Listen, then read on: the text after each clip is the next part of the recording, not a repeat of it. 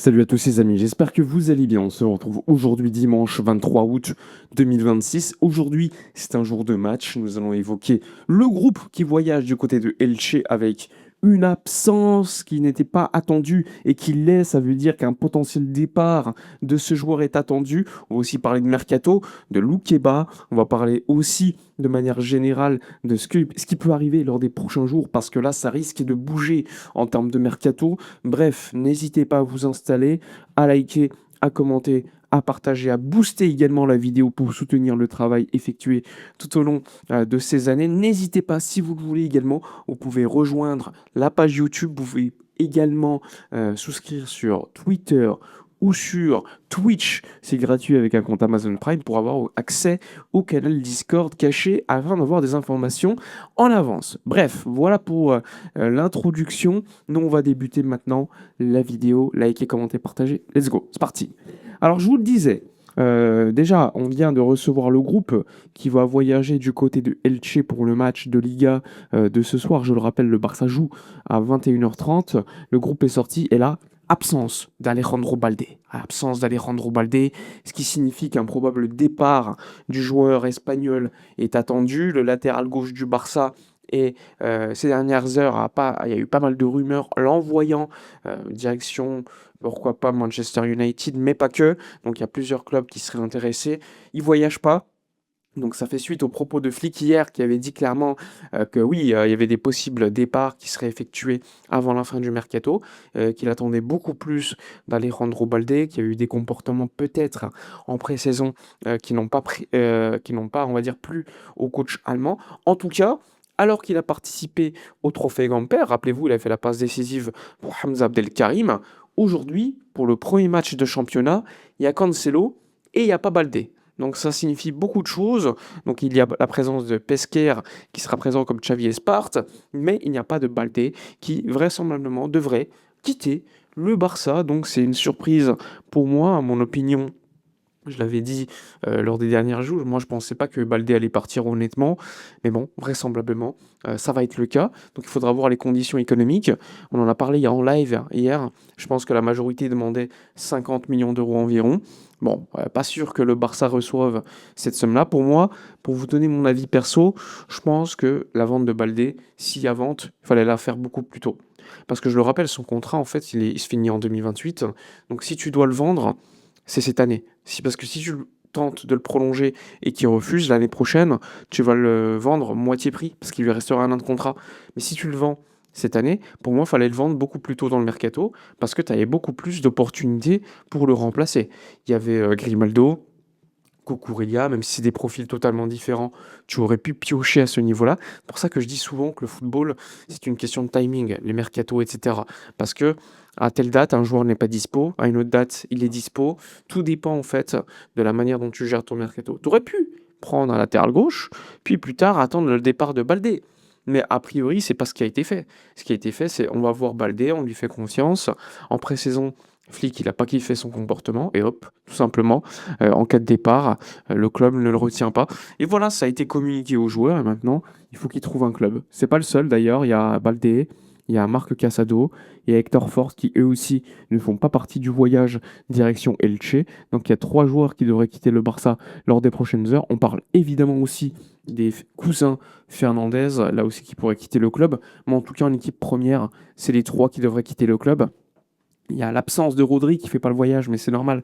Rodri vient tout juste de reprendre avec le groupe l'entraînement, donc c'était attendu qu'il ne soit pas de la partie pour le match contre Elche. Il sera probablement là pour le prochain match. Mais en tout cas, ouais, grosse information, l'absence d'Alejandro Balde. Et il fallait qu'on en parle au sein évidemment de cette vidéo. Je le rappelle, le match ce soir, 21h30. 21h30 contre Elche à l'extérieur. On sera en live avant match à partir de 20h, je pense, 20h10, 20h15 pour faire l'avant-match comme d'habitude, comme on le fait initialement avant les matchs sur Twitch et YouTube. Donc soyez présents. En attendant, maintenant, on se remet sur le dossier Mercato parce que c'est important. On a hâte évidemment de voir le 11 que nous concoctera Flick ce soir avec la victoire du Real très difficile hier. Mais ce qui nous intéresse maintenant, c'est le Mercato. Les matchs, on en parlera ce soir en live. Alors, le Mercato. Eh bien, le départ de Baldé, vraisemblablement, va entraîner une arrivée. Alors, soit tu signes un défenseur central gauche et tu permets à Gérard Martin de devenir une alternative au poste de latéral gauche avec Cancelo, soit tu signes tout simplement un latéral gauche et un défenseur central gauche, les deux. Donc là, Mundo Deportivo ce matin explique que Castello Luqueba plaît beaucoup à Hansi Flick, le joueur de Leipzig, je le rappelle, qui est valorisé aux alentours de 45-50 millions d'euros. Il y a également Jorge Salinas, le joueur du Racing Santander, dont l'agent est évidemment Jorge Mendes, qui plaît évidemment, clause libératoire à 16 millions d'euros.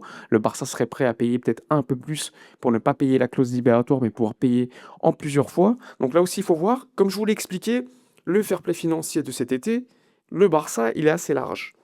L'année prochaine, ça sera moins le cas. L'année prochaine, le Barça aura du fair play, mais ce sera probablement pas la règle du 1 pour 1 au début du mercato. Il faudra faire des départs avant, etc.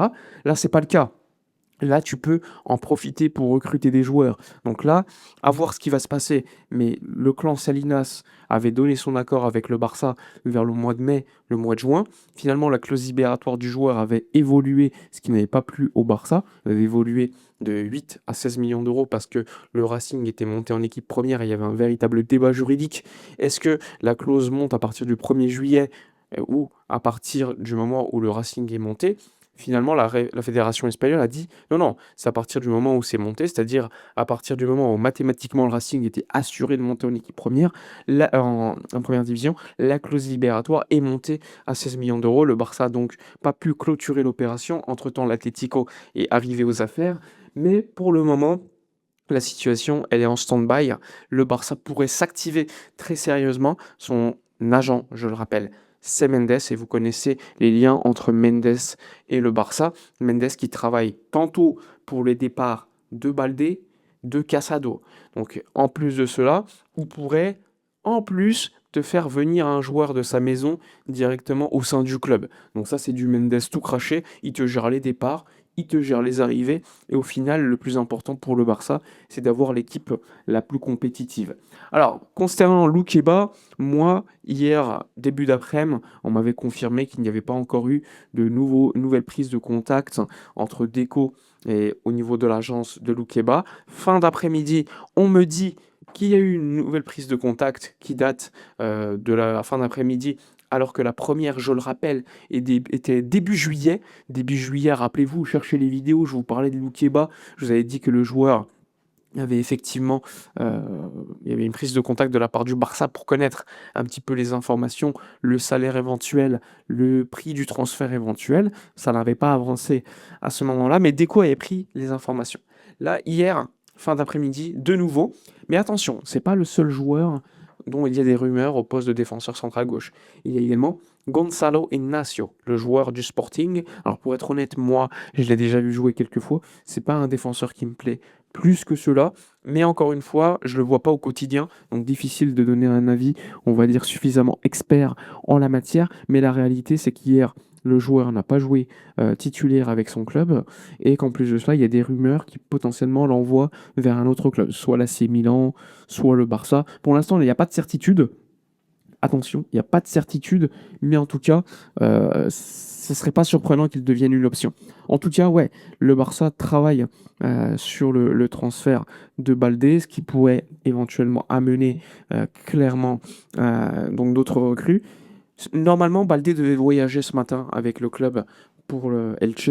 Finalement, Hansi Flick lui a dit tu ne voyageras pas. Donc je pense que le club, d'une certaine manière, pousse au départ de Baldé parce qu'ils ont obtenu la recrue Cancelo. Je pense que niveau fair play financier, il y a de la marge d'inscription, mais elle n'est pas énorme. Je vous en avais parlé. C'est pour ça qu'on avait fait partir Tommy Marquez il y a quelques jours. Donc je pense que niveau fair play, on peut inscrire, il n'y a pas de problème, vous l'avez vu, on a inscrit les recrues sans problème, mais que pour faire venir et améliorer l'équipe, on n'a pas suffisamment de marge pour l'instant. Alors on parle beaucoup du top numéro 9, comme vous le savez, etc. Alors ça peut arriver, mais encore une fois, la réalité c'est que sur le dossier du 9, Alvarez me paraît beaucoup plus bloqué qu'autre chose, comme vous le savez. Concernant Lautaro, là aussi, la femme de Lautaro, elle a dit Vamos mi amor, une autre saison, encore une fois avec les couleurs de l'Inter. L'Inter ferme la porte, voilà, le dossier Lautaro, on n'y croit plus. Le dossier Alvarez, j'y crois pas. Même si on sait jamais dans le foot, hein, il peut y avoir une dinguerie, une surprise de dingue, etc. Mais moi, perso, j'y crois pas. Donc ça fait les dossiers du numéro 9 prioritaire, il saute. Et donc, on peut se dire, est-ce que le Barça, en ne signant pas de numéro 9, désire désormais à recruter d'autres postes? Flick, en conf de presse, il a dit qu'il voulait un 9, hein, encore, hein, il l'a dit hier. Il a dit, ma priorité, c'est le 9, Deco, c'est ce que je veux, etc., etc. Donc, d'un certain côté, est-ce que Deco a clairement abandonné la position de 9? Je sais pas. Je sais pas. Tu peux te dire que Hector Fort, Casado, Baldé, tout cela, c'est des départs qui peuvent t'apporter aux alentours de 100 millions d'euros de fair play. T'imagines? Parce que Baldé, il peut t'apporter, on va dire, allez, 40 millions d'euros, soyons gentils, même si ça peut être un peu plus, un peu moins, disons 40. 40 millions d'euros de fair play, tu ajoutes le salaire économisé, je pense que tu atteins les 50 millions d'euros banals de fair play gagnés avec le départ de Baldé. Tu ajoutes Casado qui a un petit salaire, mais qui pourrait t'apporter au moins 20-25 millions d'euros de plus-value, tu arrives à 75. Tu ajoutes le salaire qui est petit pour Casado. En plus, tu as Hector Fort qui peut t'amener, je pense, 10-15 millions d'euros selon les pourcentages vendus. Bref, tu arrives, allez, 80-90 millions d'euros de fair play créés par les départs, sans parler des éventuels jeunes. Bon, si tu bosses bien, tu peux créer 90-100 millions d'euros de fair play lors des prochains jours avec tes 3 départs, de Baldé, de Casado, d'Hector Fort, voire de petits jeunes. Et ensuite, tu peux recruter énormément, parce que 100 millions d'euros de fair play, les gars, c'est considérable. Un Julian Alvarez, c'est 50 millions d'euros de fair play d'inscription, par exemple. Donc c'est pour vous dire que tu as de la marge pour recruter au neuf, au latéral, au défenseur. Évidemment, tout dépend du prix, du salaire, etc. Mais tu es en mode régalade sur le marché des transferts. Tu peux faire ce que tu veux. Mais pour faire ce que tu veux, il faut aussi l'accord des clubs adverses et des joueurs. Donc là, perso, j'attends de voir ce qui va se passer.